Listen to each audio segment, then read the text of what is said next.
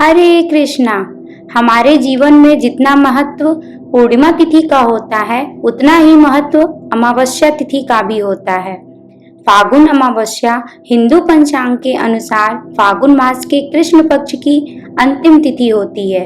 इसे बहुत ही पवित्र और शुभ दिन माना जाता है। इस दिन का विशेष महत्व धार्मिक और आध्यात्मिक दोनों ही दृष्टियों से है। आइए इस दिन का महत्व, पूजा विधि और धार्मिक परंपराओं को विस्तार से जानते हैं। पहला है पूर्वजों की तृप्ति। फागुन अमावस्या पर पितरों की आत्मा की शांति के लिए तर्पण, पिंडदान और दान पुण्य करने की परंपरा है। मान्यता है कि इस दिन किया गया दान और पूजन पितरों को मोक्ष प्रदान करता है। दूसरा, नकारात्मक ऊर्जा का नाश। इस दिन नकारात्मक ऊर्जा का नाश भी होता है। अमावस्या तिथि को अंधकार का प्रतीक भी हम मानते हैं। फागुन अमावस्या पर किए गए धार्मिक कार्य नकारात्मक शक्तियों को दूर करते हैं और जीवन में सकारात्मक ऊर्जा लाते हैं। तीसरा, कुंडली दोष शांति।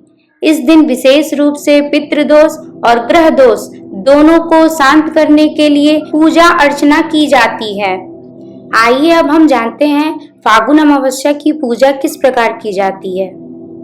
प्रातः काल पवित्र नदी, तालाब या घर पर ही गंगा जल मिलाकर स्नान करें। उसके बाद पवित्रता का संकल्प लें। फिर पितरों को तर्पण और पिंड दान करें। इसके लिए कुश, तिल और जल का उपयोग करें और पितरों का आशीर्वाद प्राप्त करें। फिर शाम के समय नदी, तालाब या पीपल के वृक्ष के पास दीप जलाएं। उसके बाद जरूरतमंदों को अन्न, वस्त्र, दक्षिणा आदि का दान करें। फिर भगवान शिव और विष्णु की आराधना करें तथा ओम नमः शिवाय मंत्र का जाप करें। इस प्रकार इस दिन कुछ कार्य ऐसे हैं जो हमें अवश्य करना चाहिए। इसमें पहला है पितरों के लिए तर्पण, श्राद्ध और पिंडदान करना। दूसरा, गरीबों और ब्राह्मणों को भोजन कराना और दान देना। तीसरा, पीपल के पेड़ की पूजा और दीपक जलाना।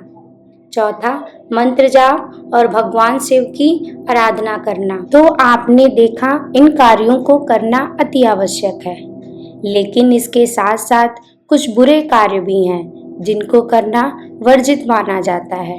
हमें झूठ नहीं बोलना चाहिए, किसी का अपमान नहीं करना चाहिए, क्रोध करना या नकारात्मक विचार नहीं रखना चाहिए, मांस, मछली या नशे का सेवन नहीं करना चाहिए।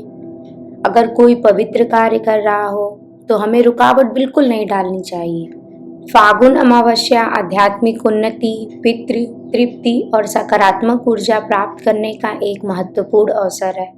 इस दिन किए गए कार्य, शुभ कार्य जीवन में शांति, सुख और समृद्धि लाते हैं। मुझे आशा है कि आपको मेरी यह जानकारी अच्छी लगी होगी।